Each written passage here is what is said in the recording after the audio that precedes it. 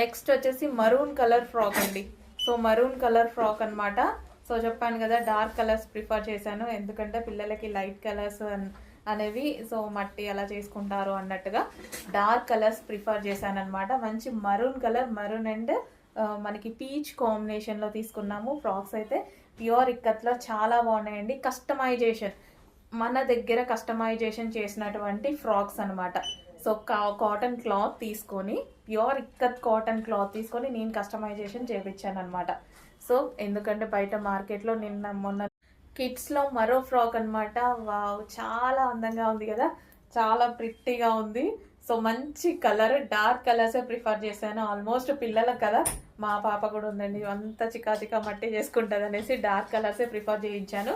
Pure ఇక్కత్లో వీళ్ళకి ఇవేంటంటే light weight ఉంటాయి అండ్ హ్యాపీగా పిల్లలకి వేసుకున్నా సరే కంఫర్ట్గా ఉంటాయి.